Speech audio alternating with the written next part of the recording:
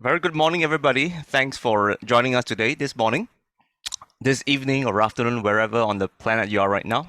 As Tim says, we've got quite a bit of an international audience, and it's a real pleasure to have everyone, well, many of you working on bird collisions and migration on this webinar on early Saturday morning here in Southeast Asia. We have with us here David Tan. Many of you would know David very well from his work in Singapore and elsewhere. I think David needs no further introduction, but for the benefit of those of you who are not so familiar with David's work, David is a legend in Singapore. And many of us know him as the Dead Bird Man because he's been running around the country to collect carcasses of birds that have collided with structures all over the country. So David has been doing this stuff for a long time, and just about a couple of years ago, he decided to make the move to do his PhD at the University of New Mexico. So right now, David is holed up in the American desert, looking at all his data and his specimens. Today, David will be here with us on this long-awaited webinar to share with us his findings, revelations from his work from the last 7 or more years, and tell us a little bit more about how birds are being affected by structures that are popping up all over Southeast Asia. Especially glass structures, how birds are responding to lighting from buildings. And I think most importantly, David will also share with us some solutions. I think many of us know the problem already, and many more of you want to know the solutions. What are the things that we can do as individuals to help birds on their migration? I will not say too much of that because I know David will have a really good story to tell us. So on that note, I will pass the floor to David to take us on this presentation along. Over to you, David. Hey, thanks, Dingley. Okay, I'm going to share my screen now. So to echo what Tim said just now, as a brief content warning, there will be a lot of dead animals in this talk. There is literally only one live bird photo in the whole 40-odd slides that I have. Slide number 4, there will be some pictures of guts and blood. So if you're of a nervous constitution, I would advise you to maybe look away when the time comes. So I'm going to be spending the next hour or so, hopefully less, telling you a little bit more about why birds fall out of the sky, specifically within the context of Singapore, right? This is a topic that I have been studying for a reasonably long time. I started in 2013, right? And I'm just very happy to have the opportunity today to share with you what I've been doing and what the results are. And many of you have contributed to the work that I've been doing over the last few years. So this is sort of a return of investment as well on your part. All right. So urban areas are a dangerous place for many birds, right? Many birds live in urban areas, but urban spaces can also be deadly areas for many birds. And there are many threats that birds face when passing through urban areas, even though, regardless of whether they're migrants or resident birds. So this is just a photo from 2015. This is what the Canadians have been doing. Every year they do what they call a bird layout, and they will gather essentially all the dead birds they find in the city of Toronto every year. And they'll do this artistic installation to just sort of, get across the magnitude of bird deaths in cities, within the city of Toronto specifically, right? But what are the causes of bird mortalities, bird fatalities in cities, right? So this is a paper from 2015 by Scott Loss from Oklahoma State University showing sort of what the main contributors to bird deaths are. And so you see here, bear in mind that the scale on the y-axis is a logarithmic scale, so it's not linear, right? But one of the biggest killers of birds in cities is cats, which we won't talk about today. But the second highest contributor of bird deaths in cities is window collisions, right? Which is going to be the subject of today's talk. And in the US, it is estimated that about 600 million, so 500 million to 1 billion birds every year die from colliding with windows, which is a huge number, right? And then, of course, there will be roadkill, so automobiles. Power lines, communication towers tend not to be so much of an issue in Singapore because all of our power lines are buried. But in parts of the world where power lines are above ground, power lines and also things like wind turbines can be major drivers of bird deaths as well, right? If you go to India, species like the Indian bustard which is a horribly endangered species, is heavily threatened by electrocution from power lines, right? And of course, you have agricultural chemicals as well, which we don't know so much about in Singapore, primarily also because we don't really have a lot of farmland, right? So I'm going to zoom in on building collisions and why they are significant and why they are understudied in Asia, right? So, I mean, this is a slide from, this is a news article from just last month, literally September 16, 2021. And volunteers in New York City will go out and survey the buildings in New York City during the migration season to look for dead birds. And this is just one day's haul. It's so many birds, and most of these are either thrushes or warblers, from what I can see from this photo, right? And this is just from one day, just within the vicinity of the World Trade Center, right? So what is it about cities that leads to birds colliding with windows, right? Well, okay, before I go into that, this is the gory slide. How do window collisions kill birds? Well, there are a few ways birds can die from hitting a window. So if you look at panel A here, this is a bird with a fractured beak, right? The entire beak just got shattered. B shows you sort of hemorrhage in the brain, right? This is the skull cap. You can see this spot of blood here. This is where the bird sustained internal bleeding from smacking straight on into a window. And then C and D show you just two different images of internal bleeding in the brain as well. You can see hematomas within the brain. Image E shows you internal bleeding within the body cavity, right? That's where the blood congeals and turns black, right? And then for pigeons, especially, this is from Brazil, by the way. So this is a Zaneda dove, which is found in the New World. A lot of pigeons, when they smash into windows, usually if the crop is full, the crop will explode, and the crop is usually full of seeds or fruits, and this crop will just, burst open, and you can see right here where the arrow is pointing, where some of the seed matter that the bird had just been eating before it died has ended up, right? So what is it about cities that leads to bird building collisions? Well, studies mostly from the US have sort of led to some interesting conclusions, but by and large, the main causes are buildings that are large, buildings that have lots of glass on their facade, right? And buildings that are sometimes very tall, or sometimes buildings are very tall. This varies from place to place, but building height, building size, and area of glass have been implicated as sort of major factors in determining whether or not birds die when passing through these areas, right? Another factor that is known to contribute to bird building collisions is Allen. So if you want to know the cause of bird deaths in cities, blame your nearest Allen, right? But Allen stands for artificial light at night, and as you can see from this diagram here, right, you can see just how much light pollution there is across the earth, right? Especially in cities. And these lines show you the lines of bird movements. And you can see that many of these migratory pathways tend to intersect with cities. And these are where birds are going to be dying. One thing to note as well, which is going to be sort of a big focus of this talk, is that most of the migratory pathways that we know are centered around the United States, right? And relatively little is known about migratory pathways in Asia. All right, also in Eurasia and in Africa, but unfortunately, I don't have any data for Africa. So we also know from research, mostly from the US, that there are some birds that are more susceptible to collision than others. And we call these birds the Supercolliders. These are the ones that die at extremely high proportions, extremely high numbers relative to their population size. And so we know that species like ruby-throated hummingbird, black-throated blue warbler, ovenbirds, wood thrushes, gray catbirds, yellow-bellied sapsuckers are especially vulnerable to collisions, right? But this is where we get to the problem. All of these birds are American, and we none of the birds in this picture occur in the old world or in Asia in particular, right? And that's because of this huge imbalance of our knowledge with regard to bird building collisions, right? This map here, all the dots in blue show you cities where people have published data about bird building collisions. And as you can see, most of it is concentrated in the United States. And even within the United States, most of this data is coming from the East Coast of the United States. In recent years, there have been some new studies coming out of Latin America and South America, which is fantastic, right? If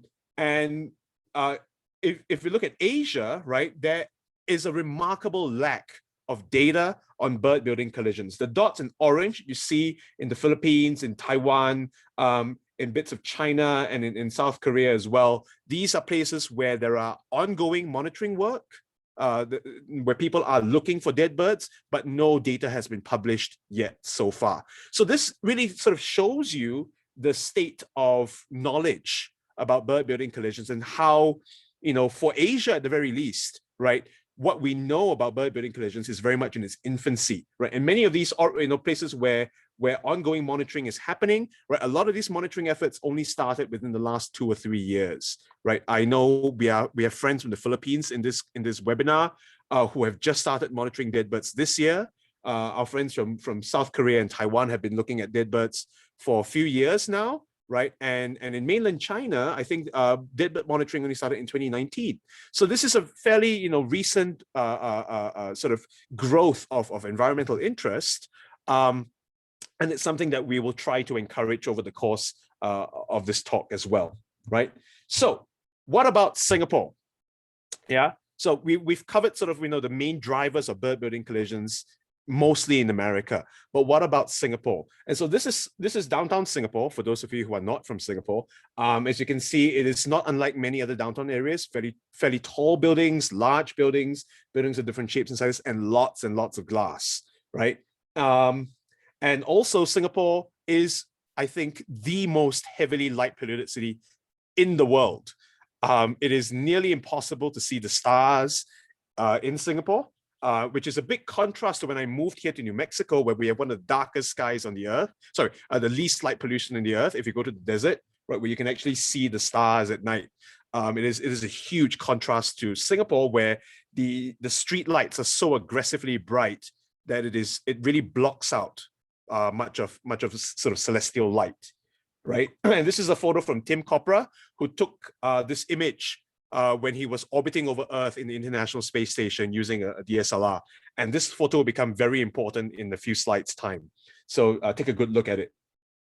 So essentially what I did, right, to try to figure out where and why birds are dying in Singapore was to start a citizen science project, which is not unlike what many people in Asia are doing right now as well, right? So essentially it started with a post on the Nature Society website, Facebook page, right, where I think it was Kwok Peng who posted it on my behalf. My phone number was made public, and I said, look, if you see a dead bird, call my phone number and I will come down and pick up the bird for you, right, and identify it, and maybe talk to you a little bit about birds as well.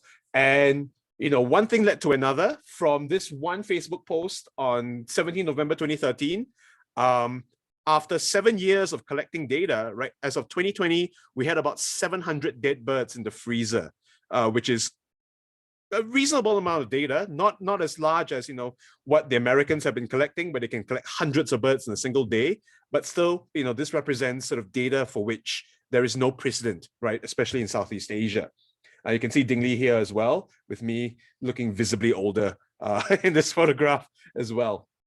Right, and so what birds do we find? Well, this is just a small sampling of the birds that we found dead from building collisions in Singapore. Things like pittas, dollar bird, some extremely rare birds as well, birds that I personally have not seen in the wild. So things like von Schrenk's bittern, which is a very rare migrant from the far northern reaches of Eurasia, right? Another sort of Eurasian migrant, the band-bellied crake, which very few people have seen, right, alive in the wild, and yet one lying dead on the grass right in front of me.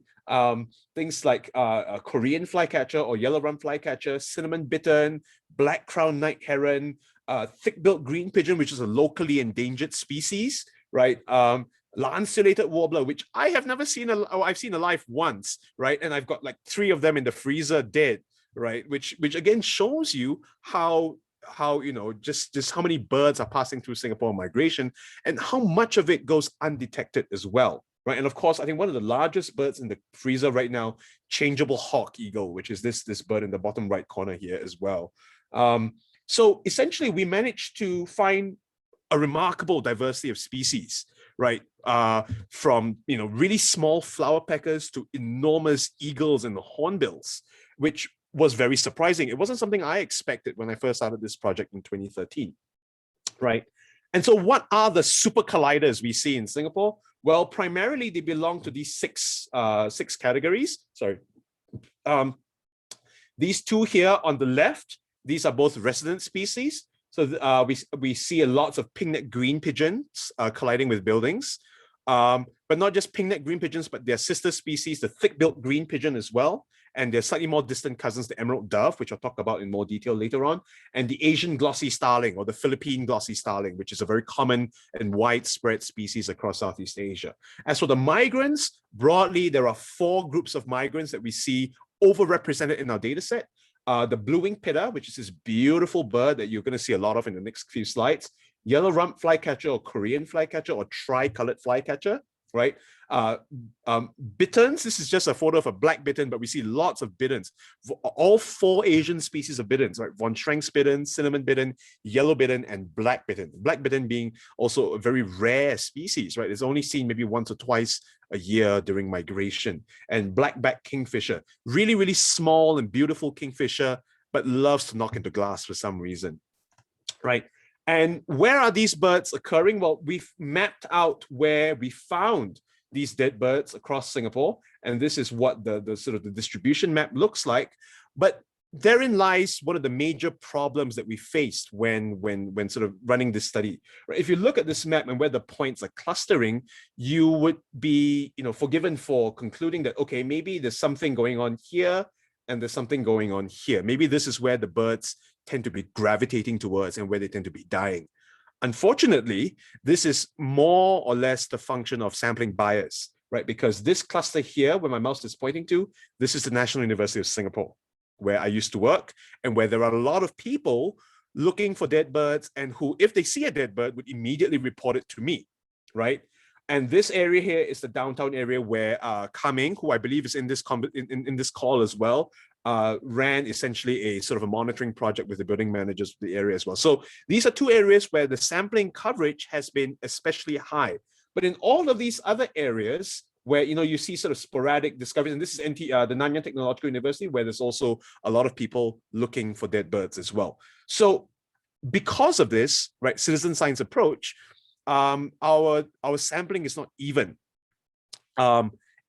which sort of adds to bias when it comes to estimating where and when birds are dying, right? We cannot say with certainty that no birds are dying here. It could just be that people are not looking in these areas. So because of this, the way we approach our data collection, it makes it extremely hard for us to analyze our data. We cannot use sort of traditional statistical models like linear models to analyze the data, because there are so many assumptions of these methods that we are violating because of the way in which we conducted our surveying strategy, right? So essentially for a long time, I was struggling with, how to address this problem. How do I take this data, the 700 dead birds that I have, and turn it into something useful? And this sort of solution came out of a conversation that I had with a friend who said, why don't you use ecological niche modeling, right? And for those of you who are not familiar with the term, ecological niche modeling is a method used by ecologists to try to predict where species occur based on where they've been seen before. So for example, if I go out and look for birds and I know that species A occurs, in these areas, right? I can take these occurrence points and then run a complex mathematical analysis against environmental predictors. So things like rainfall, things like forest cover and forest density, and then use that to predict where these species are likely to occur as well. And so the thinking is that if this works for living creatures, it should work for dead animals as well, right? And so that's exactly what I did, and my colleagues have done as well, right? So essentially what we do is we take the points that you see here, which are where the birds have died, and then we use that, we contrast that against a bunch of predictor variables. And in this case, we're interested in how the urban landscape affects collision rates, right? So I took a map of all the buildings in Singapore, all 10,000 or 110,000 buildings, which is a lot of buildings, right? And then we extracted out these metrics of building size and building shape. So we generated one layer that just consists of building perimeter. So you can see that Most of the buildings have a very small perimeter, except for some reason, the private houses here, right, in the East Coast and in the Serangoon area. Building density, which is basically how many buildings occupy a single pixel, right, on the map. And you can see here the variation, very high building density in the downtown area and in the Tuas industrial area, right? And of course, also mean building area. So how big the buildings are on average as well within these areas. And you can see areas with high proportion of the buildings are landed housing or private housing. The mean building area is very small, whereas building area is very, very large at places like the airport, where there's lots of warehouses, and also in the downtown area and in the industrial area. So that's sort of the building characteristics of Singapore. Next, we also want to quantify light pollution. And this is where we come back to this photograph that we saw earlier from Tim Kopra from NASA, right? What essentially I did was that every photograph consists of 3 layers, red, green, and blue, right? So what we did was we took out the red layer, which is here, which shows you sort of roughly where the red light pollution is in Singapore, the blue layer, and then we summed up red, blue, and green to give us the total light pollution for the whole of Singapore, right? And we're using these as predictor variables as well of where collisions might be occurring. What about vegetation, right? So for this, we use satellite imagery over Singapore. So this is from a satellite platform called Landsat. It's run by the United States government, USGS, right, and NASA. And essentially what it does is that it flies over Singapore every 2 weeks and it takes a photograph, right?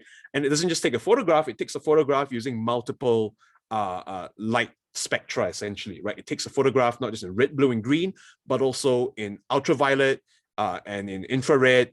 And using some fancy, simple mathematics, actually, you can calculate how dense the vegetation is by comparing how light is scattered, essentially, because plants tend to absorb red light and reflect infrared light. So if we just do some math, you can actually see from this map here, right? So NDVI is just a measure of vegetation density. So where the vegetation is, right, is in darker blue, green, and the areas that are yellow and red are areas that are mostly water or urban with very little plant cover. So you can see the Central Catchment Nature Reserve is quite nicely highlighted here in blue, right? The Western Catchment, Pulau Tekong, and Pulau Ubin as well, right?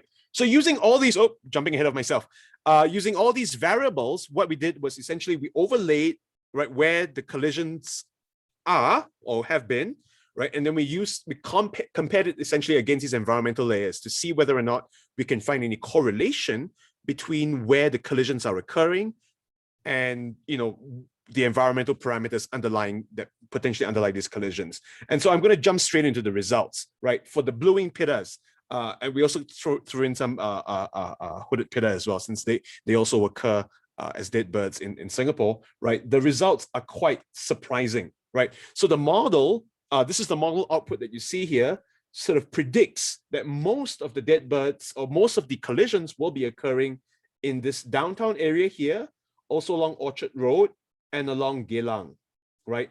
And what's even more surprising, so the red dots in this image are where we have found dead pittas before, right?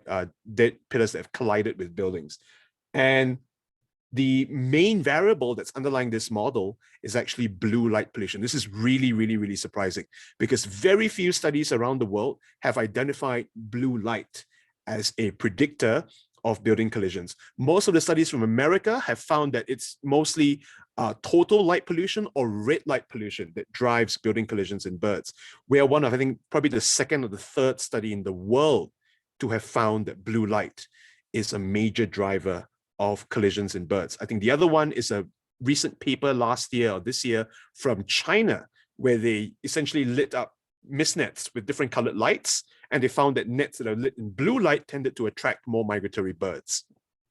So this is really important, and it also has significant implications for how we should be managing light pollution in cities during the migration period, right? But more than that, so it's not just blue-winged pittas that are known supercolliders, right? We know from data from elsewhere in Asia and also data from Africa that pittas, especially migrating pittas, are often associated with building collisions. So we have data from Taiwan. I think Ling Min is in this chat today. Thank you for being here, right? And she's been, collating data on window collisions in Taiwan for a long time. And fairy pitta from Taiwan is known to collide with windows a fair amount. In fact, in Australia, the first record of fairy pitta, or first or second record of fairy pitta in Australia, was a bird that smashed into a window, survived, then got killed by a cat, and this is literally this bird here in the photo, right? And Indian pitta is also known to collide with windows a lot. Unfortunately, India doesn't seem to have a sort of a managed bird collision monitoring scheme, but many Indians are active on iNaturalist. And so if you go to iNaturalist and you search Indian pitta, a good 10% of the Indian pitta records on iNaturalist are birds that flew into buildings or flew into people's houses. It's quite remarkable.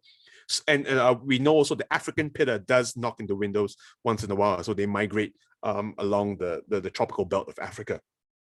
So with pittas, this is very clearly something that we need to look into, because pittas are, very beautiful birds, very charismatic birds, but many pittas appear to be susceptible to collision. So, any kind of bird strike mitigation plan needs to consider the pittas as well, right? Now, what about the yellow-rumped flycatcher? So this is a species that migrates from East Asia, so Korea, Japan, China, right, down into Singapore. And it seems that proximity to forest is probably the strongest driver of collision likelihood, right? So these are the areas sort of fringing rainforest, fringing good forest, where we're most likely to see collisions of yellow-rumped flycatcher, but not just yellow-rumped flycatcher, but also its sister species, the Mugimaki flycatcher, right? And maybe even greenback flycatcher as well, for which I think there was one record of a dead one at Kentridge just 2 or 3 weeks ago at NUS, right? So fascicular flycatchers probably need to be looked into, potentially as a sort of a super collider as well. Right, what about the bitterns? Also note relatively small sample sizes. It seems that for bitterns, where they tend to collide most often is areas where building density is very high. So industrial areas like the Tuas industrial area, the downtown area, have been identified as hotspots of where bitterns are likely to collide with buildings. But this data is very preliminary because the sample size is quite small. So the model fit isn't as good as we'd like it to be. So there needs to be more analysis done on this. And with the blackback kingfisher, the model is completely uninformative. It seems to suggest that these birds just knock into any building that they come across. We need to do more analysis with this, but also bear in mind the sample size for this is quite small, right? But it's worth noting that David Wells once remarked that I think he has never recaptured a second year or older blackback kingfisher, and he says that, he suspects that the mortality rate from collisions for this bird is extremely high during migration. So again, something to bear in mind. We don't know a lot about bird migration in East Asia relative to the Americas. So a lot of these really sort of are questions that still need a lot of research into, right? Because bird movements and bird migration in Southeast Asia remain exceptionally poorly understood. Now onto the residents, and this is where things get really exciting, right? A lot of the studies coming out of the US mostly the US, right, have focused almost exclusively on migratory birds, right?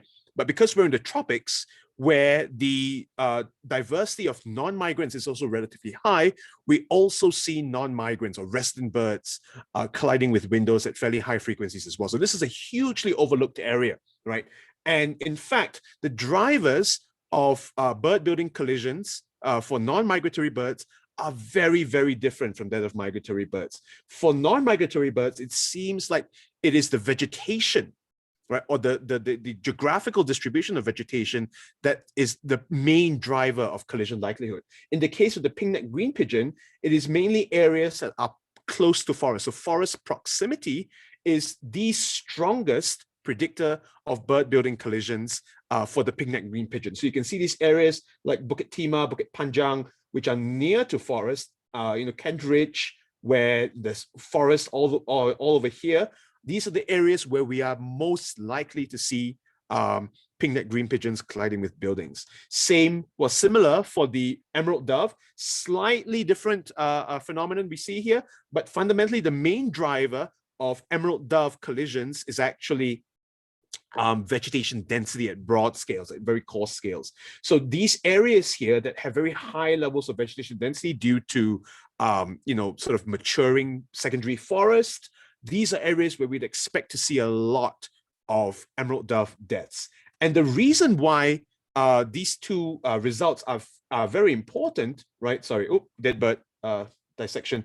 The reason why this is very important is because it suggests that forest fragmentation, not the urban characteristics of the landscape, are what drive pigeon deaths, at least in Singapore, right? And this is important because we don't see a lot of interest in pigeon mortalities from North America, but a lot of the emerging research from South America, from the neotropics, places like Brazil, places like Costa Rica, are also finding that pigeons appear to be strongly affected by building building collisions as well. And it seems that at least for Southeast Asia, at least for these pigeons that live primarily on the edge of the forest, it is because these forests have become fragmented and these birds have to pass through urban areas to get from forest patch to forest patch.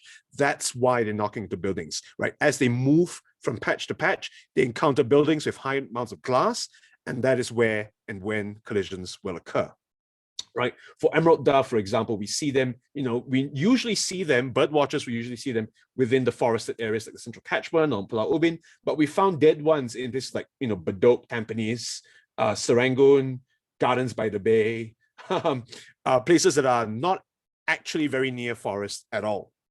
So that really does tell you something about how these birds are moving and interacting with the landscape and how this then shapes their vulnerability to building collisions, right?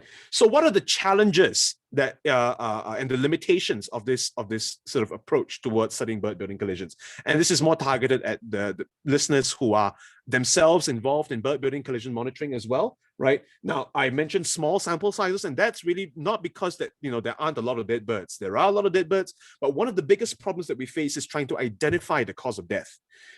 People call you up, you arrive at the site and you see a dead bird. How do you assess what the cause of death was? If it's at the foot of a building, you can more or less make an assessment that it may be collided with a window, right? But what if it's in the middle of a grass patch, right? It could have been predated on by a bird of prey. It could have been poisoned, right? It could have been hit by a car, survived for a while, and then died in the middle of the grass patch. It could have hit a window, survived for a while, and then eventually succumbed to its injuries afterwards as well. So it is usually very, very difficult to assess cause of death in birds that you just find lying on the ground, right? That's where you have to pretend to be a forensic scientist. And even dissection may be inconclusive. So this is an example of a pitta that I've opened up. I've necropsied very messily. People who are expert at doing necropsy will say this is a terrible job, but it's also because I've sampled tissue samples for the museum. But you can see this dark area here in the middle of the body cavity. That's blood.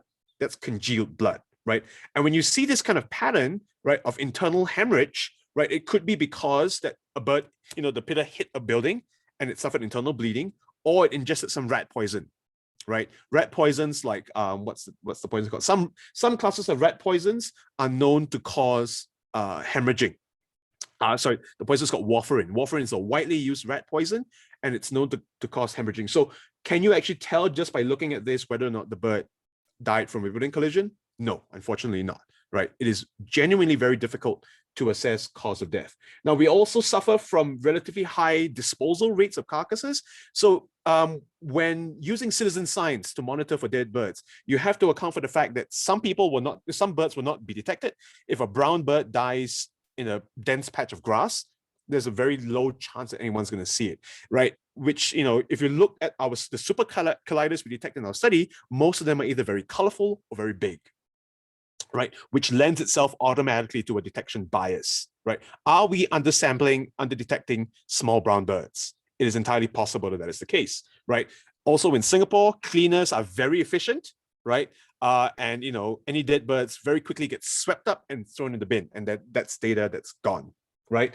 In other parts of the world, you will also have scavenging, things like monitor lizards, things like other predators like roadrunners, if you're in the American Southwest, will come and feed on dead birds or birds that are still alive but injured, right? In fact, there was one case where I picked up a still alive lanceolated warbler, which is extremely rare, right? Like I mentioned earlier, and still the only living lanceolated warbler I've ever seen. I held it in my hand, right, waiting for it to recover. It recovered, it flew across the road, and then a house crow came and ate it up, right? So you will also get scavenging rates reducing your true detection likelihood as well. And that is a big problem, right? It means that you are under detecting the true number of dead birds, which then reduces your sample size, right?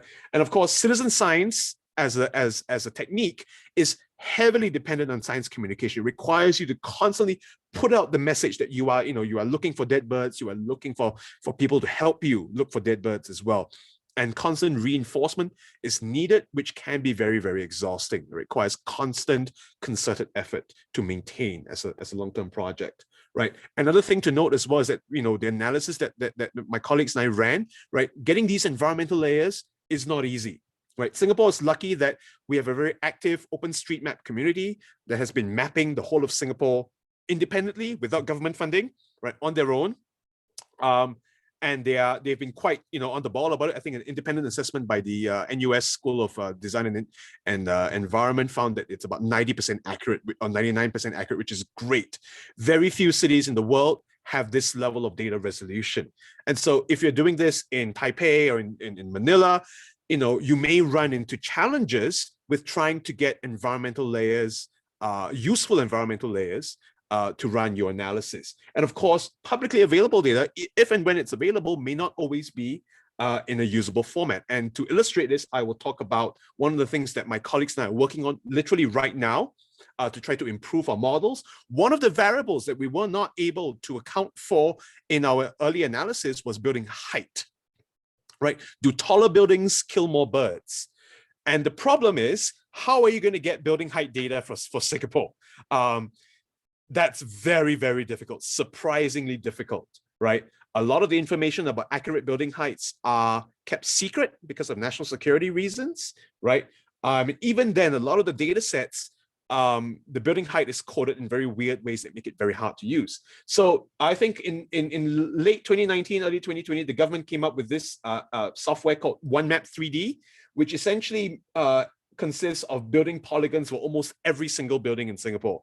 And so because of the COVID lockdown, I spent 2 months going to every single building, about 90,000 buildings, and manually reading off the height value and then populating a map of Singapore for all 90,000 buildings, 90,000 to 100,000 buildings. It took 2 months of nonstop work. It was exhausting. And this sort of gives you a sense of how much work it takes to generate some of these environmental layers as well, right? The government may have the data available sometimes, but very often it's not in the format that is directly usable, and you need to spend time converting the data from one format to another. One thing that we're hoping to do in the future, which we don't have the ability to do now as well, is to estimate how much glass buildings have, right? Which, what the hard way of doing this would be to literally go to every building and then take a picture and then measure the amount of glass on each building, which is a lot of work. But what we're seeing now in the scientific literature is that increasingly machine learning algorithms are becoming very powerful. So one thing that we are going to hopefully look at is to try to see if we can use these building models or to use photogrammetry data from things like Google Street View to use machine learning algorithms to automatically sort of calculate the amount of glass, surface area available across Singapore, right? This will require a lot of work and collaboration with government agencies, with Google, but that's something that we can potentially look forward to in the future as well, which could make our data sets a lot better, right? Another thing we're doing as well, this being Singapore, where everything is planned 20, 30 years in advance, we're also now looking at using the master plan that URA does every few years or so to try to forecast where birds are going to be colliding with buildings in the future, right? And very few countries have this capacity. We can, because we plan everything obsessively ahead of time.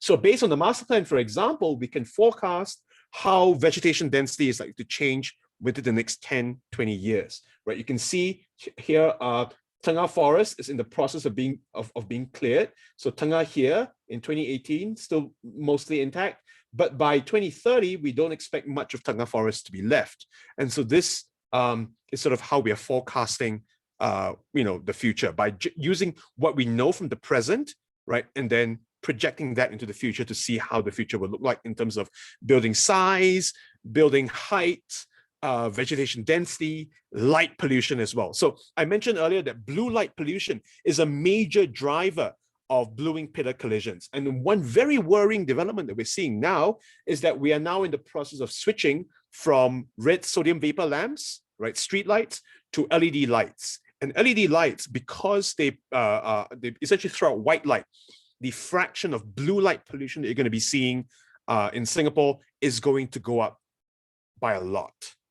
So what we're doing now, Nick Freimuller, who I think is still in the chat, who has been working on this up until the last 30 minutes or so, we have basically been trying to generate future scenarios of what blue light pollution will look like in Singapore.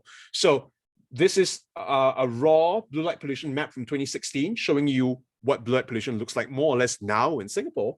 But we're generating models of what happens if we increase the blue light pollution output by 20%, 40%, 60%, 80%, or 100%. And this is a 100% model, right?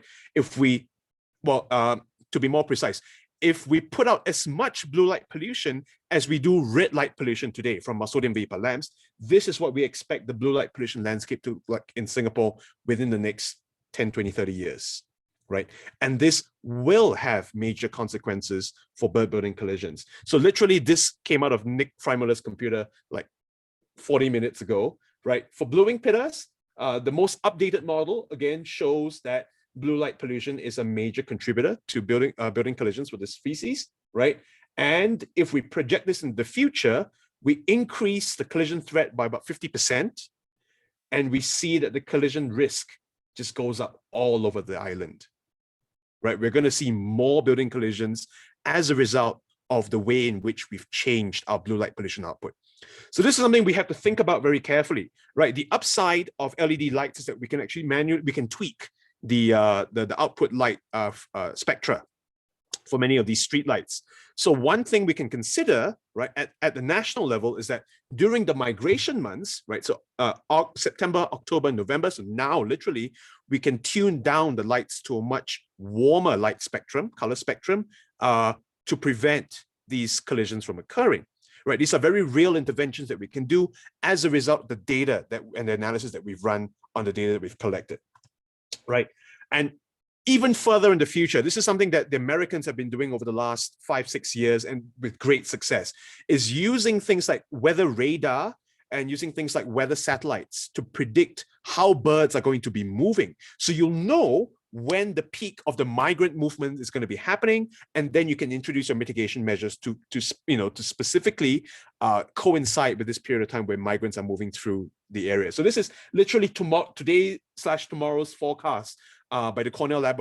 These forecasts are generated by the Cornell Lab of Ornithology. It's called Birdcast, and they're able to predict with a fairly high certainty that based on the wind patterns and weather radar that they're seeing, that there's going to be a huge movement of migrants down from the Midwest, right, into Texas, through Houston, and also in Florida as well in the South, right? And if we can know this in advance, if we can predict this in advance, then we can, be prepared as well for monitoring bird collisions and also to introduce mitigation measures that are short-term, like tuning your light frequency spectra. Right. And this is something that we still don't really have capacity for in Southeast Asia, right? The field of aeroecology is very much in its infancy, especially in Southeast Asia and in East Asia as well, but something that, more work needs to be done on. So what can you do personally at an individual level to help prevent bird building collisions? Well, so this photo here on the left, this is from Ridgeview Residential College at NUS, at the National University of Singapore, where after 3 birds died from colliding with these windows, they essentially put these white stickers, right, at sort of 2-inch by 2-inch intervals, right? You don't have to buy any fancy products, just, get stickers and you put them in a grid pattern. And last I heard, no birds have collided with these windows ever again. It's been a remarkably effective mitigation measure against building collisions. If you want to buy a commercial product, there's a product called Feather Friendly that's produced by 3M.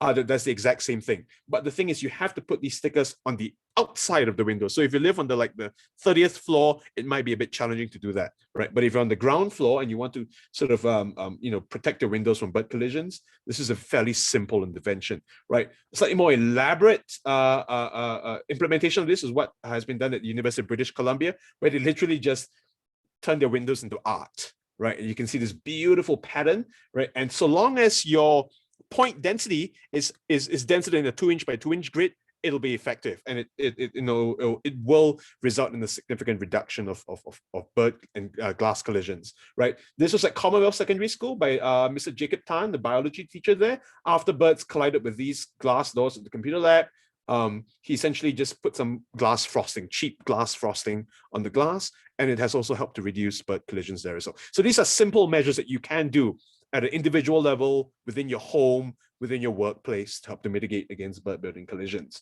right? Another thing you can do is to support your local animal rescue organization.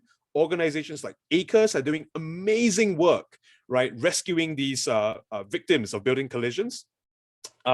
And Wildlife Reserve Singapore does some work on this as well. They have an animal hospital where they treat and help these victims of building collisions to recover from the injuries as well. So, I strongly recommend and advise, especially if you live in Singapore, to support ACRES and the amazing work that they're doing on this front as well, right?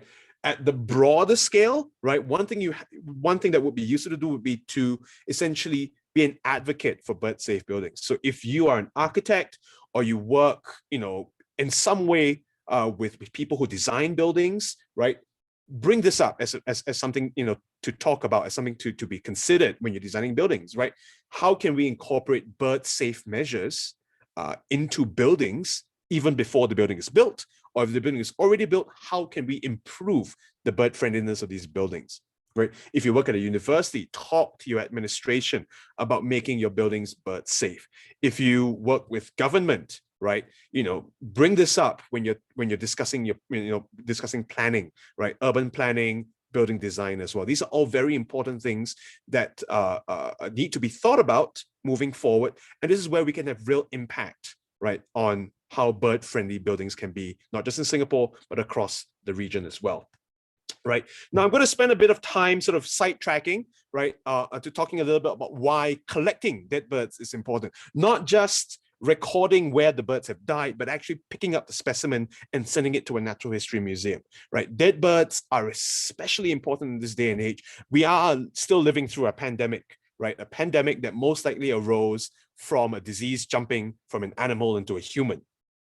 And it's not our first pandemic in our lifetime. We've had SARS, which was also a zoonotic disease. We've had MERS, which is also a zoonotic disease. We've also had bird flu, which is a zoonotic disease, right? And so dead bird specimens provide this amazing ability to study these phenomena and to help us to protect ourselves against future disease outbreaks as well, right? From dead birds, you can get DNA, which you can use to figure out, the ecology, the evolution. You can get parasites, both external ectoparasites and internal endoparasites, things like blood parasites. Birds carry malaria, avian malaria, which can be, which can infect other bird populations as well, right? You can get stable isotope data from birds as well. Basically, a whole lot of information can come from these dead bird specimens. And that really does improve our understanding of the bird's life history, about the ecology, which we can then use, right, to better design our cities as well. One important thing that we should think about is we know that lots of fruit-eating birds collide with buildings, especially these fruit-eating pigeons. If we know what fruits they're eating and what plants they're going after, we can then adjust our landscape planning policy, right? We can say, okay, we know that this building has lots of glass, and we know that this bird likes to eat, say, mangoes. Maybe we'll plant the mangoes elsewhere. So the birds will have no reason to come close to these buildings and collide with the windows, right? So these are things that, with more information, we can actually design our cities better and smarter as well, right? To reduce bird building collisions, but also, human wildlife conflicts, among other things as well, right? And what are some of the benefits that we've accrued from collecting dead birds over the last 7 years, 8 years now, right? We've made some incredible new rediscoveries or discoveries, right? The bird on the left here is black and red broadbill, which has been thought to be extinct from Singapore for a very long time, right? And this bird was found on Pulau Ubin a few years ago. It collided with a window, unfortunately, at the Outward Bound School, but it does provide clear evidence that these birds could potentially one day recolonize Singapore. They are moving into Singapore from Malaysia, right? And these dead birds provide rather incontrovertible proof that this is happening, right? This bird on the right here, this is northern bobok, which has never been known to occur in Singapore before. And because we found this body, and I think it was Dingley who said, hey, maybe measure the wings. This bird looks weird. And we did, and it turns out to be a completely new species record for Singapore, right? All because we found a dead body and we kept it as a specimen. So specimens can be very, very useful, right? And Lashawn Lee, who I don't know if he's in this call or not, but he has been studying bird parasites, which he has been collecting from the dead bird, from the bird bodies, the bird carcasses that I've been salvaging. And he's essentially made this amazing database of bird lice, that he sampled hundreds of specimens for, right? Many of which are likely to be new to science as well. Those that don't have a complete scientific name, so anything with the spur at the back, there's a good chance that some of these might be new to science, right? So new discoveries, new knowledge can be gained, right, from looking at dead birds. So it is important not just to document where the birds are dying, but also to salvage the specimens and get them to your nearest natural history museum so that they can be used, to learn more about the biodiversity of Southeast Asia. Right. So before I end, a big thank you to the people. I mean, some of you are in this call, right? These are just some of the people who have contributed dead birds to the 7-year-long project. I probably don't have everyone's name, and I'm sorry if your name is not on this list because, it's a very, very long list. I think more than hundreds of people have contributed dead bird records, both physical and digital as well. And I thank you all. Without you, this project would never have been possible, right? And I'd also like to thank my collaborators, Frank Rind, who is a professor of ornithology at NUS, right? And my other collaborators here, Cumming, who is in this call, Dr. Sean Lam, who's also, I believe, in this call, Nick Freimuller, who's now in Copenhagen, where it's 4 a.m. in the morning. Please go to bed. This talk is being recorded, so don't worry. Will Symes, who's in France, I believe, and Lashawn, who looks much younger than he actually is in this slide here as well. And also a big thank you to the National Parks Board, to ACRES, and to the Lee Kong Chian Natural History Museum for supporting this research as well. Any questions? Thanks, David. That was brilliant. Thanks for running us through this fantastic work that you've been doing for the past 7, maybe even more number of years. I've learned quite a lot myself looking at the presentation, and I am sure there's quite a few questions in store for you. So while your presentation was ongoing, I was picking out questions from the chat box. There's quite a few right now. So how about this? I know there are still questions going to come out from the chat. I will read those questions out, and then you can take on those questions. Is that a good arrangement? Yep, sounds good. Any thoughts, Tim? Is this a good arrangement for our so-called talk show now? Yep, sure. Okay. I'll do the most recently posted question.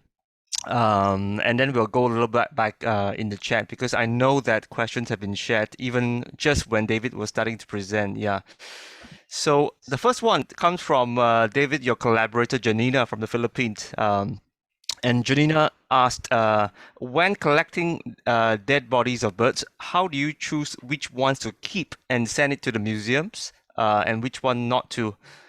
She mentioned that some of the birds that she's collected are absolutely unfresh and are in pretty advanced level of decomposition.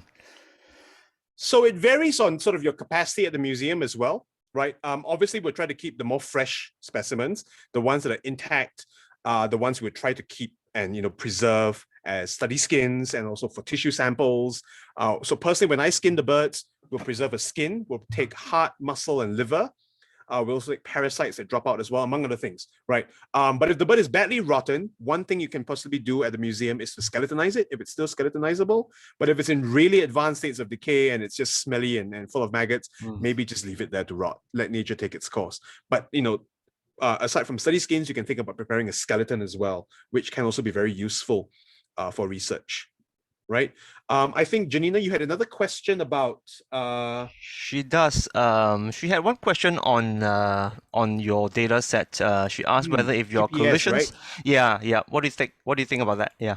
So, okay, the question was how I got location information, whether it was using a GPS or some other method. Well, so this is where it gets a bit complicated, right? The reason why I prefer to go down physically myself to pick up the bird is so that I can get a GPS reading using my phone, right? Usually I'll just use either the inbuilt iPhone compass app, or I'll use there are a bunch of other apps you can use as well to estimate your GPS location. It's not going to be 100% accurate, right? There will be some sort of, I think even your phone is about 10 meters or 30 meters accurate, right? Even the best Garmin devices have some level of inaccuracy as well. But fundamentally, it's usually good enough. Now, as for, sightings where you can't physically go down, or the person said, oh, I already left, or the bird has already been disposed of and buried.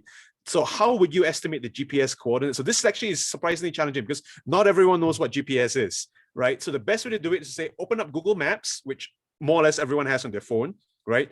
Go to the location where you found the bird, right? Ask the person to just navigate to the location, hold it down, right, until the red pointer pops up, and then swipe up, and you'll see the you can't see it with my background, but you will see the GPS numbers show up, and you can ask them to sort of send you a screenshot or just send you the numbers directly. That's a great way of sort of getting reasonably accurate locality information for birds that you find, right? And for anyone else in this call who is not, running a dead bird monitoring survey, if you find a dead bird and you want to report it, right, the best way is to use Google Maps, right? Drop a pin on the location and then send a screenshot of the GPS coordinates to the person who is collecting the information. And that's very useful, right? All okay, right. more questions. Yep. I think that was very comprehensive. Thanks, David, for going to that. Yeah, I think a lot of people need to have a better idea of how they collect that geographic information associated with each carcass they pick up. And the next question requires you to crunch numbers. Okay. Oh no, I'm a biologist. I don't do math.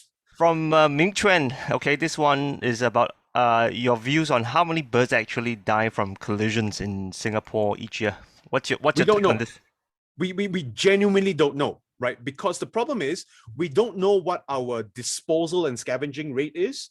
We don't know what our detection rate is in the first place. So I initially had some ideas on how to address this, but unfortunately, I'm not in Singapore right now, so I can't exactly run these experiments, right? The idea was to sort of leave a dead bird lying on the street and see how many people actually notice it.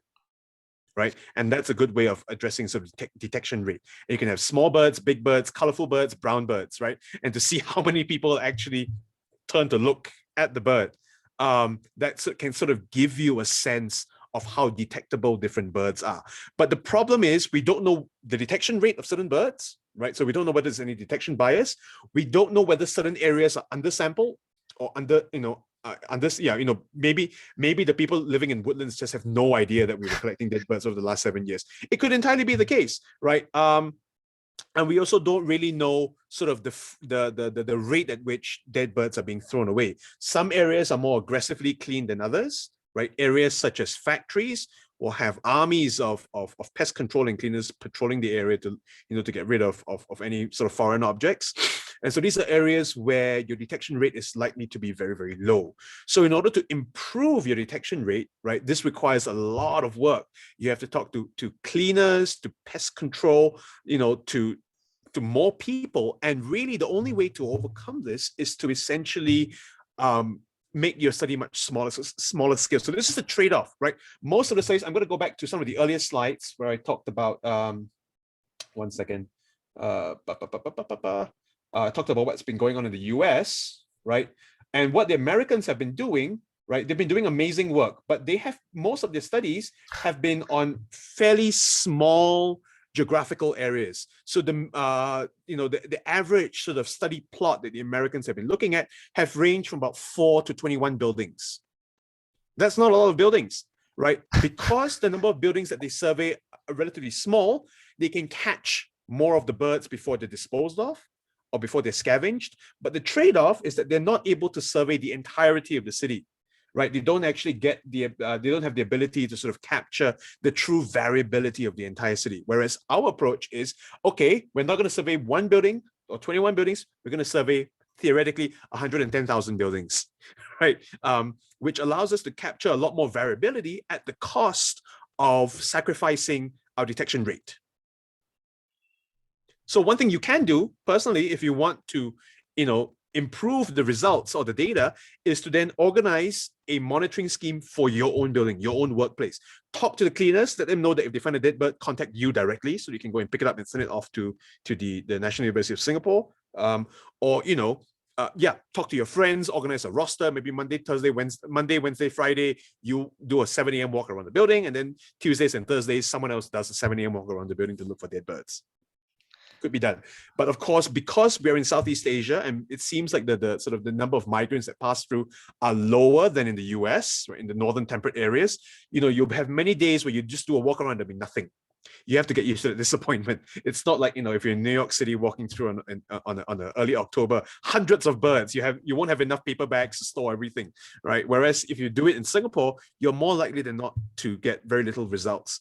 And then, 1 or 2 days where you have a lot of dead birds. Right. It's one of the reasons why it's difficult to get students to do this project, because students have a timeline, right? You have to turn results in, within like 6 months if they're doing a final year project, or 9 months. And if the whole 9 months they're only detecting dead birds in 2 weeks of the 9 months, that's wasting a lot of the time. Right. So that's also the big trade-off as well. Yeah. Thanks.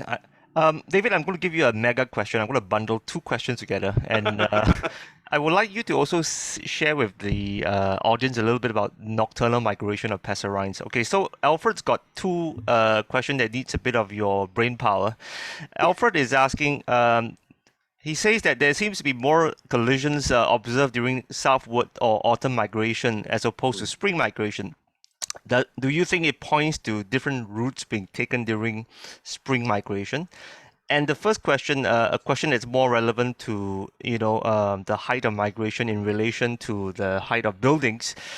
He's keen to understand whether if the height of migration is a major factor that would determine the frequency of collision for the 2 or 3 supercolliders that you mentioned, the pitters and the kingfishers. What's your take on this? Both very good questions. And to those questions, I say, I don't know. It's the fantastic questions, right? So the issue of spring, the difference between the northern spring migration and the fall migration, right? This is something that has puzzled a lot of people as well, right? Why do we see, different collision rates between spring migration and between fall migration? There are a few possible explanations for this. One, it could be that the birds that are naive to glass, or the birds that are most susceptible to colliding, would have died during the fall migration, right? So the ones that are flying back north during spring are more experienced and therefore better at avoiding collisions with buildings. That's one possibility.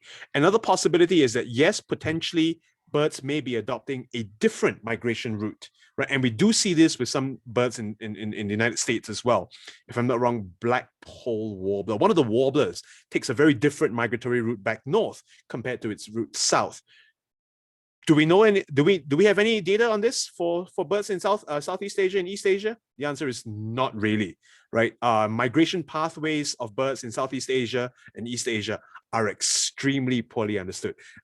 We're only really starting to get data on this over the last couple of years as bird tracking technology has gotten cheaper and lighter as well. We're only starting to get data on things like Siberian ruby-throat migration, ruddy kingfisher migration in the last 2 or 3 years. So it's going to take a long while more before we're able to know with any certainty what routes birds are taking as they come through Singapore north and south, right? And this is another thing that's having a bird specimen is useful for, right? Because where these birds breed and come from is coded in their DNA. Where they last molted their feathers is coded in the stable isotope composition of the feathers. Where they last ate a meal is coded in the liver tissue, in the stable isotopes as well, and in the stomach, right? If you have a whole bird, the amount of information you can glean about the biology is immense. Right. The question is whether or not you have the wherewithal and the technology to go and study these things. So I'm right now in the middle of running an analysis of stable isotopes of blue-winged pitters. I brought back a whole bunch of skins from Singapore with me to the US, and I'm in the middle of trying to sort of squeeze the secrets out of them bit by bit. Right. The second question about migration height, good question. Again, we don't really have a lot of information on the sort of the altitude at which many of these birds migrate. To know this, you will need to have good geolocator data or GPS tag data, which can measure altitude. And honestly, these are huge gaping questions that we need more information on, especially for East and Southeast Asia, right? Where our flyway is, very poorly understood. Yeah, that's a really that's a really good point. Yeah, and on that note, I see that Jeff Carey, calling in from Hong Kong, has made a comment about mortalities over the different seasons. He mentioned that the greater incidence of mortality in autumn is because there are more birds in general, right? Including the young, the naive folks that have not done the migration. They're doing it for the first time, so they're more prone to being killed. And that's a good point. So age effects are actually something that also need to be looked into more detail as well. For Asian glossy starling, which we didn't analyze because okay, you notice that we didn't run an analysis of Asian glossy starling. It's mostly because when glossy starlings collide with buildings, they don't collide singly, but they collide in groups because they fly in flocks. And usually when, you have these mixed flocks of adults and juveniles, a lot of juveniles end up knocking into buildings and dying. So we get a disproportionate number of dead glossy starlings are juveniles. And we know this because there is a clear plumage difference between the adults and the juveniles. For many migratory birds, pittas, for example, it can be very hard to age the bird because they don't show any plumage difference. For things like potentially the physedular flycatchers or yellow-rump flycatcher, potentially that's possible, but it's something that we need to spend time to age every single specimen as well. And that, requires expertise too. So that's a good point, right? There probably is a higher volume of birds moving through during the fall migration as well. Something that I overlooked. And something that, we need to spend more time thinking about, right? And, this will only come from having a better understanding of migration dynamics across East and Southeast Asia. Excellent. Tim, I'm just mindful of time. How much time do we have? I know we have a lot of questions. We can probably go for another couple of hours. I think we can sort of say that this is question time. We can officially call this over, but stick around until poor David gets needs to take a break. Okay. So I go for hours. It's okay. I have at least collected 4 more questions for David to take on. Right. The next question. So for the audience out there, thanks for coming. I hope you learned something new, and I just want to say that we are just embarking on our little conversation here on David's work. We'll probably go on for another at least 20 minutes at least. For those of you who have to do stuff, please, thanks for joining us. But for those of you who want to learn more, we strongly would like you to stay on in the audience and share your thoughts and your questions. It's great to see that there's a lot of comments and insights coming in from all over the region. I think Janina just posted some comments from her work in the Philippines. Jeff had something from the Hong Kong. The next question is a practical concern, all right, about collecting the specimens. Based on your experiences doing this work, coming from Pam, a question for you, David. She asked, for non-researchers, for the folks in the streets, is there a way to collect dead birds? She said that she has seen them herself, but she have nothing on hand that she could use to collect them. And she said that a lot of people who are not used to this kind of thing are a little bit squeamish about seeing birds that have a understandably so. And now that we are familiar, much more sort of aware of the impact of zoonotic diseases, I do not recommend that anyone tries to pick up dead birds. But if you do need to pass on to a researcher, to pass on to a museum, right, the best thing to do is always to have Ziploc bags on you at any point in time, so you can safely pick up a bird without having to touch it directly. And I would not recommend doing that unless you know what you're doing, right? If you're not comfortable with doing that, fair enough. Then call someone from the museum or from the Event Evolution Lab to come down and recover the bird for you, right? Or if no one is available, then just leave the bird there to rot. Very unfortunate. But this is sort of the kind of situation you have to deal with dynamically, right? It's hard to predict, and sometimes the bird is enormous, right? If it's an eagle on the spot, for sure you're not going to be able to move it, because who carries around black trash bags with them all the time, right? To bag a hornbill or an eagle. That's not going to happen, right? So I strongly discourage members of the public from touching or picking up dead birds. Better to call someone from the Avon Evolution Lab, and I should go to the number at the bottom of the last slide. So you have to revisit the entire presentation again. Right, but the phone number, don't call them, but WhatsApp or Telegram them, 844-95023. They're the people who are studying birds at the National University of Singapore, and they're the ones who will, if they're free, send someone down to pick up the specimen, and then they'll keep it in the freezer for research. So, there are some birds where the risk is much higher. So small songbirds are mostly harmless by and large, but things like any waterfowls, so ducks and chickens, you definitely don't want to touch, because those carry a much higher risk of potentially carrying a highly pathogenic avian influenza. Things like black crowned night herons also you probably don't want to touch, because they potentially harbor Nipah virus as well, or Japanese encephalitis within the tissue. So these are some species that, if you basically, it's the same with any animal. If you don't know what it is and you don't know what you're doing, don't touch it. Wait for an expert to deal with it. Yeah. If the bird is alive, different story. If the bird is alive, what you should do is you try to call ACRES as soon as possible, and then they will advise you on what to do, right? Usually it involves putting the bird inside a box and then covering the box with a towel to keep the bird from freaking out.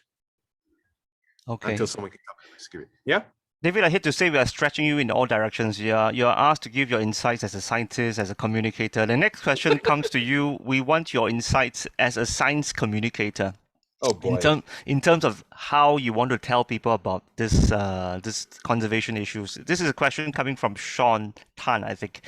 So he says, as a biologist, how do you generally convince someone who is ignorant to ecology and the environment, like business owners and building administrators, to take that interest in looking out for bird collisions, and put measures like putting stickers on the windows? What's your take on this? Well, it's very simple, right? Building managers are mostly concerned about one thing: their building image, right? So if the building ends up sort of accruing all these dead birds, that's not good for the building image, right? So there are a few things to balance here, right? One is, you have to appeal to their sensibilities, to their primary priorities, right? And many of these building managers, whenever a dead animal shows up, they have to call pest control, and pest controllers come down and has to do the cleanup, and that's more work for them. So by putting in mitigation measures ahead of time, you reduce the amount of work long term that anyone has to do, right? Now, the other thing also is that, what was I going to say? I've lost my train of thought. Well, the other thing as well is to just, every time you see a dead bird, take a picture of it and tag the location, right? And that sort of will apply passive pressure on people who are managing these areas to take some kind of action, right? Now, the third thing you can do, I remember what I was going to say already, which is that obviously, right, these mitigation measures are potentially expensive. Having to treat glass and everything, to make them bird friendly could run you up a significant sum, right? Which is why the research we're doing now is trying to figure out whether building height matters or not, and which areas are more susceptible to these collisions with for different species, right? So we don't have to say, okay, every single building in Singapore has to mitigate against collisions. No, we can say, look, we know these areas are hotspots, these areas are hotspots, so only these buildings in these areas have to mitigate or have to apply mitigation measures, right? It allows for a much more targeted, a much more calibrated approach that will ultimately save people money. That's why you need to fund more research, because it saves you money long term. Well, I hope that answered your question, Sean. I think some really important considerations that David has mentioned, from the building manager's point of view. Of course, it will take us a bit of work to convince them to pay attention more to this problem. Next question is about the implementation of some of these so-called mitigation, right? This is coming from Dylan Zhao. Okay, he's asking, does lining buildings with mirrors? This is something I'm not so familiar with, David, so you might have thought about this already. Does lining buildings with mirrors, do they actually prevent birds from colliding into them? No. Quite the reverse, because mirrors are going to reflect more of the landscape, right? And the birds are going to confuse these mirrors with the environment, and then the collision rates are going to go up.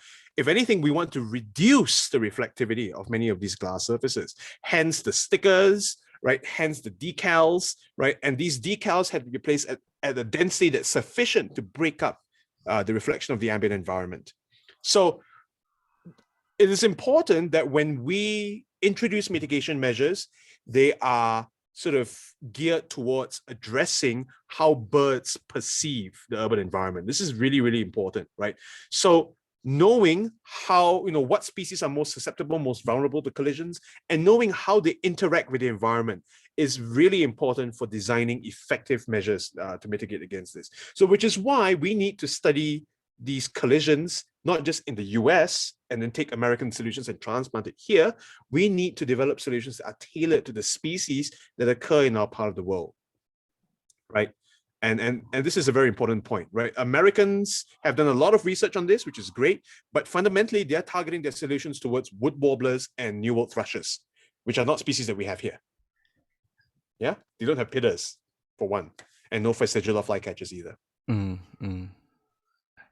There's a comment coming in from Hang Chong about still on the topic of building and mitigating collisions. The comment goes like, perhaps a wildlife-friendly building award can nudge more stakeholders, like a green mark.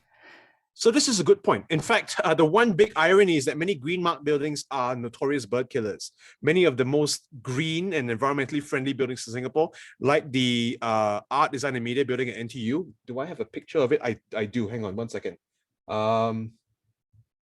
Somewhere, where is it? There we go. This is the Art, Design and Media building at NTU. This is one of the top bird killer buildings in Singapore because it is a cul-de-sac of glass. It is a dead end that's just glass, and opposite across the road is a forest. So the forest is being reflected in the facade, and if you're coming from the other direction, you are flying straight into the glass as well, right? This is also one of the greenest buildings in Singapore. It's been awarded multiple Green Mark awards, right? And yet it is one of the biggest killers of birds. So while I agree that, okay, we need to think about this in more detail, maybe having another accreditation may not be necessary. We just need to update our existing accreditation process. The LEED accreditation process, the Green Mark accreditation process, all of these need to be updated to take into account the impacts on wildlife. It's not just energy use or energy expenditure or energy recycling. It's also about, organisms living around it as well. Right? And it's not something that I think many of these accreditation organizations have thought about. And so this now is a good time to bring this up within, as we move forward as well. Yeah. How far do you think the Singapore authorities have gone with this kind of work, or still fledgling stage? It's happening. I know for a fact that, people at the National Parks Board are talking about this, but, this involves a significant amount of cross-agency communication, which takes time. I am confident it will happen at some point in the foreseeable future. On the topic of collisions, right? I just want to bring us back to the very closely related topic of light pollution, right? I think not many questions on light pollution have been asked, but I've checked the chat more thoroughly, and I note that there's one from Chua Sik Chuan. It's a question that was asked right at the start of your presentation, just when you were talking about light pollution in Singapore. He asked, well, this is a very practical question, right? And probably something that you would have some good insights from the Western countries. How can we raise awareness of light pollution to human health and advocate for changes in managing light pollution? What's your take on that? Oh, this is a difficult question. Gosh, the questions are coming in really, really tough. Light pollution is like a big problem. Right, I'm defending my thesis here. Light pollution is certainly a problem. It not only affects birds, but it also affects insects as well. And honestly, do we know enough about the effects of light pollution in Southeast Asia? The answer is no, right? We know that it affects bird movements. We know that it affects insects as well. Insects get attracted to artificial light, right? It affects circadian rhythms. Honestly, I don't know enough about light pollution to be able to really comment on this. I know there was another question of asking about how blue light affects birds. The answer to that is, I don't know. There are many suggested possible mechanisms by which blue light pollution has an impact on migrating birds. It could be that these birds, because, okay, one of the prevailing explanations that many of these, especially pitters, they're nocturnal migrants, they migrate at night. many migrating songbirds move at night, and they use the stars to navigate, right? And light pollution distracts them and disorients them. We see this a lot also with seabirds, migrating seabirds. So things like fulmars and storm petrels are affected by light pollution. But in terms of the exact physiological impacts of light pollution on birds, that I think is still something that we need to do more research into. And we don't really have a very clear picture as to how it works, right? It could also be that, light pollution attracts insects to, brightly lit areas, and then these insect-eating birds are coming in and they're knocking into windows as they're chasing these birds. We do see this with dollar bird, for example. There have been at least 2 or 3 cases of dollar birds that accidentally slam into glass because they're chasing an insect. We have seen this with, I think, a banded bay cuckoo at NTU as well. It died with a butterfly still in its beak. It just caught the butterfly and then hit the glass and died. Same thing happened in NUS as well with the ruddy kingfisher. We found it's still an earthworm still in its mouth. Just seconds before it collided with a building, it caught an earthworm, right? So there are clearly sort of interesting dynamics happening here, right? The question is, is this one phenomenon, or is this actually multiple phenomena that we have to disentangle?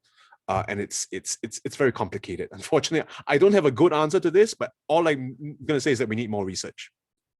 Oh, we need more ornithologists thinking about these things also, right? I think sure. there's a dearth of such people looking into these problems. I mean, how many are there in Asia that you are aware of? I think it's just a handful of folks in Taiwan, Korea, and the Philippines. Yeah.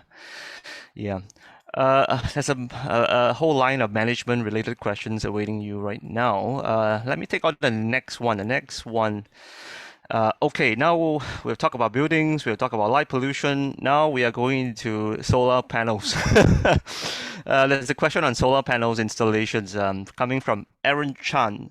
So Aaron mentioned that Singapore is moving into installations of solar panels on roofs. He wants to know your view on whether if this will impact migrating birds in general. Yeah. That is a good question. Unfortunately, I don't know. I've not really looked into the impacts of solar panels. The only thing I've heard about solar panels and migrating birds is solar concentrators, which are much sort of larger scale installations, which we don't have in Singapore. But if you go to places where solar power is harvested at very high intensities, you have these solar farms that essentially reflect the sunlight to a single point, right, which is used to then heat up water for generating power. Now those areas are where if a bird flies over, it may get roasted by the sun's beams because of the concentration of solar energy to a single point.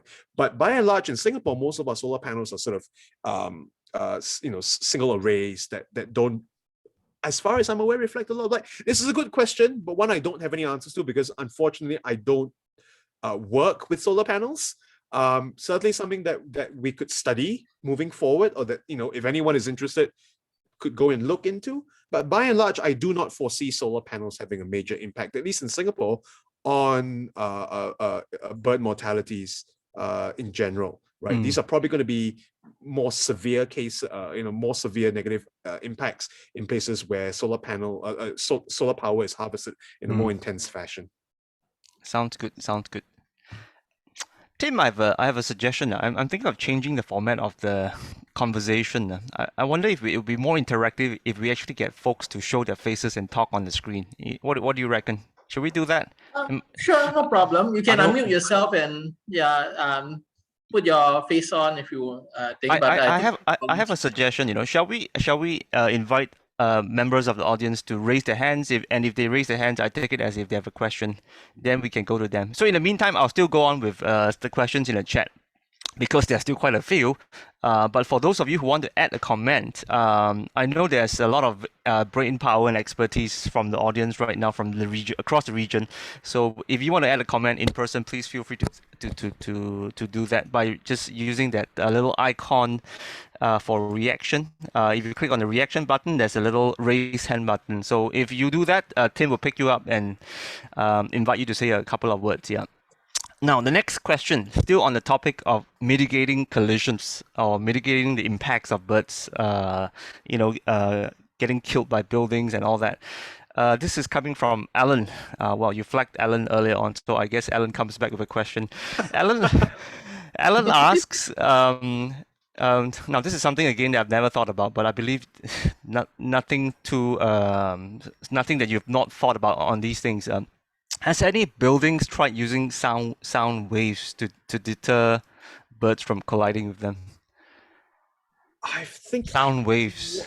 there have been a few projects here and there, but I don't know how effective they are. I know there've been a few coffee shops in Singapore that have tried to use sort of passive, or not passive, but actual like recordings of birds to scare away miners.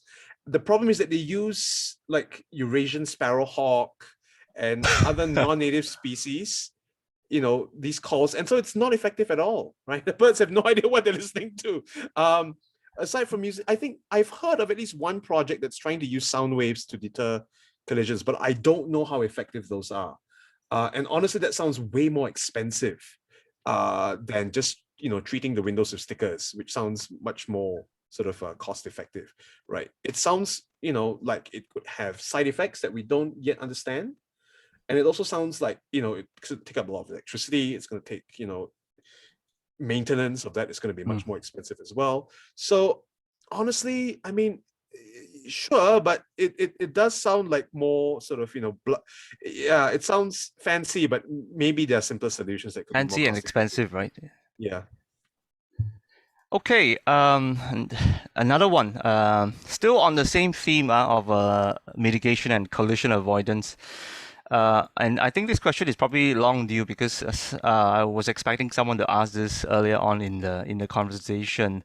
This is coming from Darren Liao, and Darren Liao is asking in relation to how buildings have been green all around Singapore. Right? You've got all these vertical greening and rooftop gardens. Darren's question is, do you expect or do you foresee as we green these buildings, vertical greening especially, do you think this would worsen the problem for bird collisions? I don't think so, really, right? Because well, it depends, right? It depends, on the nature of the greening. So, because urban greening takes sort of many forms. You can have vertical trellises of vegetation. You can have roof gardens. You can have sort of intermediate mezzanine floor gardens as well. So each of these kinds of greening practice can have very different effects. If your garden is on the roof, there's nothing for the birds to collide into at the roof anyway, right? But if your garden is sort of on the balcony level, right, or an intermediate level, and there's lots of glass surrounding it, potentially yes, because you're going to be increasing the density of birds in these areas, and therefore increasing the risk of a bird potentially mistaking a glass panel for not glass and then flying smack right into it, right? I think going back to an earlier question about mirrors as well, another problem is that some species are territorial, and if they perceive the reflection, they will think it's another competing bird, and they will try to attack it, and then sometimes that leads to injury as well, right? But fundamentally, if you're talking about urban greening, you have to think about the way in which urban greening manifests. So if I do landscaping in such a fashion that it increases the reflection of the landscape in an adjacent building, then potentially, yes, that could lead to increased collision likelihood. Although our current data analysis doesn't really suggest that to be the case, except for maybe the emerald dove, where vegetation density matters a big deal, right? For migratory birds, that doesn't really seem to be the case. I think so. I think it's all pointing us to one direction, right? The catch is not any of these issues in isolation. We're talking about the context, right? The context of having a building with either a lot of light or a lot of glass in combination with greenery. I think it's very easy for us to think of these things as in isolation, but when you put this 2 or 3 different things together in that urban landscape, that's when we are asking for trouble. And that's why we model these things, right? We don't just say, oh, we'll just look at one variable. We have to look at multiple variables in concert with each other in order to figure out whether some of these variables may potentially be working together, right? They may have similar effects. And also we do this on a per species level, right? It's tempting to just say, let's just lump all the birds together. But we know that different species behave differently and they perceive the environment differently as well, right? And so because of that, we can't just say, will look at all migrants in totality. No, you have to maybe split out, especially for things like the sparrowhawks, which are not nocturnal migrants, they're diurnal migrants. They migrate in the daytime. So their response to buildings will differ from that of a pitta, which is a nocturnal migrant. That's a very good point. Yeah, I think getting an understanding of the different, the different species involved would also help us figure out these solutions. Yeah, The Tim, life so far, histories, which is why, again, going Yeah. back to the idea of the need for specimens, you need to know the life history to really understand how to protect these birds. yeah, And for East Asian species, the life histories are not very well known. yeah, I'm quite drawn to that slide that you had just now, where you illustrated all the possibilities you can get out of one dead specimen. I have not thought about that to that level, but I think, and most of us don't, right? I mean, when we see a specimen, we just throw.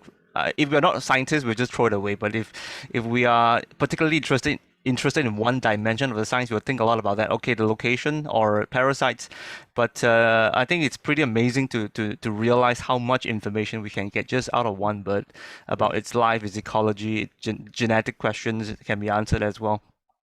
Tim, do we have any takers on people who want to say something, or everyone is too shy? Too shy. No, but I do have something to a question sort of thing. Is that didn't anybody has examined the impact of wind shear?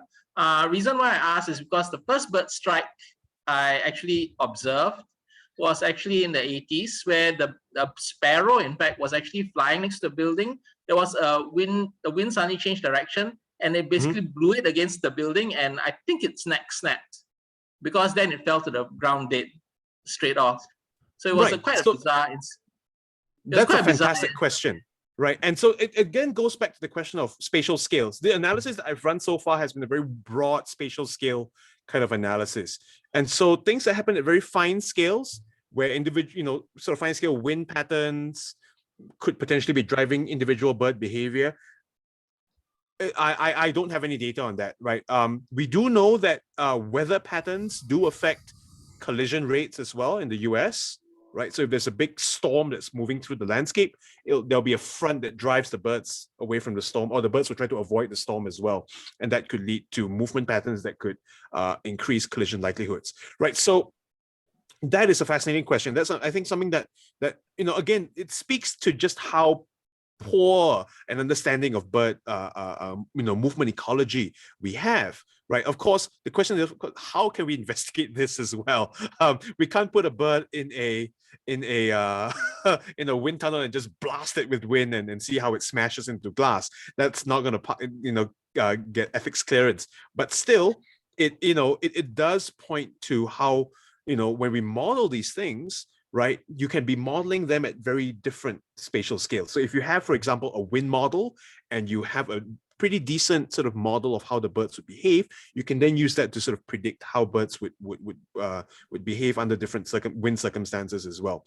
And that's really sort of more for the people who are running simulations, which I certainly am not one of them. Tim, I hope that answers your question. I'm mindful that we are winding down with a question. I know there's a couple of comments that got into the chat box. One about white noise in Australia, I think, using white noise to deter birds from colliding into buildings. Yeah, just a quick scan shows me that there aren't any new questions, but I think we've done a pretty intense Q&A that has probably probably as equivalent to what David's eventual PhD defense will be. Oh no, my PhD is not on this topic at all. Oh really? Okay. not even one little element of it, or is only pittas. I'm Only working on pittas. pittas, not on bird strikes. Right. Okay, there's one new. Let's see. Let's take one final question, and we know that it's getting a bit late over your side in New Mexico. You need It's to only go 9:30. It's okay. Okay. Okay. Yeah. Let's take one final question. There's one that just came in. I'm mindful that even though we are 30 minutes past the conclusion of this webinar, we've still got about 60 people in. So. It's brilliant to see all that interest coming. I see that many of our international friends are still in the floor right now. So let's take one more question to close up today's discussion. Coming from Chung Mei Amy Chung, would adopting curtains or something to break up glass reflections actually help for tall buildings? That's from Amy Chung. Yes, if the curtains are on the outside, which seems to be a bit of a logistical improbability, because if the curtains are on the inside, it's not going to have any effect on the outside reflection, where it's the most important. If anything, having a darker interior may enhance the reflection on the outside as well, because it increases the because of the contrast effects. So curtains, unless you want to enrobe the whole building, and if it's a tall building, it's going to be challenging in fabric.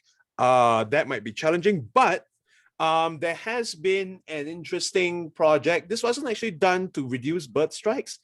At Centennial Tower, right, near Marina Square, there are these two buildings, Centennial Tower and Millennia Tower, right? At Centennial Tower, they had to, the building manager decided to clad the whole building in sort of a metal shell. It's quite aesthetically pleasing. If you're in the area, go and have a look at it. And as a result, it's dramatically decreased the number of dead birds that have shown up there. That place used to get injured pittas. And then I have a funny story to tell, actually. I got caught up by the building manager of that building, myself and Kaming, who I don't know if she's still in the call. But essentially, we were called up to say, hey, can you come over and look at the bunch of dead birds we found in our building? And this also speaks to another problem with having to sort of diagnose causes of death. So we showed up, they brought us to the top floor and they said, hey, look, there's a leg of a bird here. There's the head of a water hen here. There's a bit of the wing of a ruddy-breasted crake here. Are they smashing into the buildings on the 40th floor? And we said, look, if a bird were to smash into a building, it won't just leave a leg or a head or a wing behind, right? This is not an example of a bird building collision. It's an example of a peregrine falcon using your 40th floor as a dinner table, right? Because there are peregrine falcons that would go down to the gardens by the bay, kill a bird, bring it up and eat it on the 40th floor. So, we spent a bit of time puzzling about this until we realized, has to be a peregrine falcon, because, what else would just leave a leg lying around? I don't think a building collision will leave the bird in pieces. Yeah. Unless birds are made of glass. Unless the birds are made of glass. Well, yeah, I haven't discovered that yet. Give me time. All right. Thanks, David, for that shedding insights on all these different problems that we have in the city, and also reminding us that we are, living in the East Asian Oscillation Flyway, near the heart of this flyway, and of course, it's kind of inevitable that you have all these migratory birds moving through. I would like to thank David once again, for him making time for us on a wonderful Friday night, coming to talk to us when he could be out doing other things.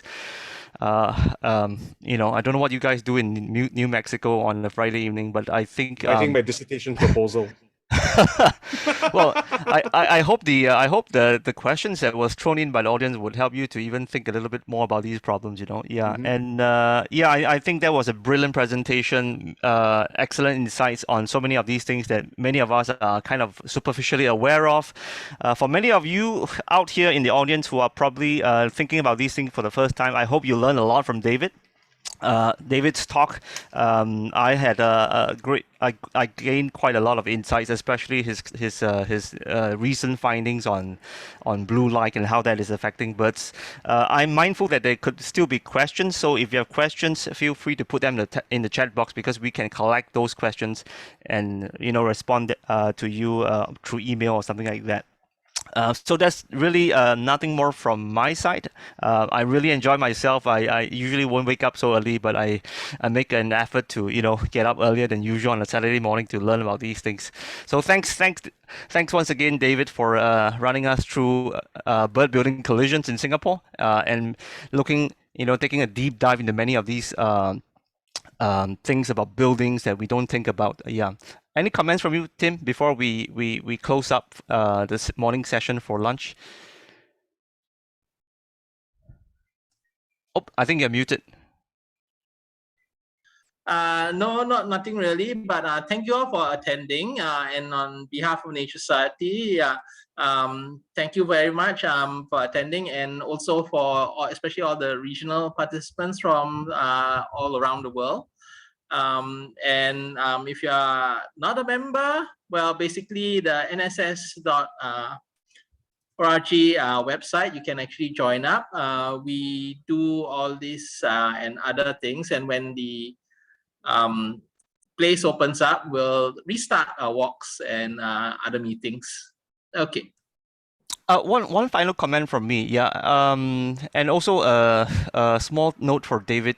David, are you still into collecting information on collisions and all this, even when you're not in Singapore? Because I mean, we all here know we are we are going to the peak of the migratory season now, so the numbers will go up, right? If you're looking out for this information, do you want to do a quick shout out for people to submit their observations to you? Or mainly contact the NUS Avian Evolution Lab. So they are down here again, 844-95023, only over WhatsApp or Telegram. Okay. The phone number isn't actually active, but the Instagram, Telegram, and WhatsApp accounts are still active. So you can message them if you find a dead bird, and they'll come down and collect the specimen and all the attendant details as well. Okay, excellent. Thanks. So take note, for those of you out there, do look out for bird collisions in Singapore. If you are in another country, you might want to reach out to the teams in your respective areas. We know there are teams working on this issue in the Philippines, in Taiwan, and Korea. So please reach out to your colleagues. Yeah. But if you are in a Lion City, this would be the number for you to call. Once again, thanks everybody for joining us. I hope you enjoyed yourself, and we look forward to bring you yet another exciting talk on a Saturday morning on conservation and natural history. Thanks. We'll probably linger around here to chit-chat for a bit as people leave the room. So if you want to say hi, please stay on. Thanks.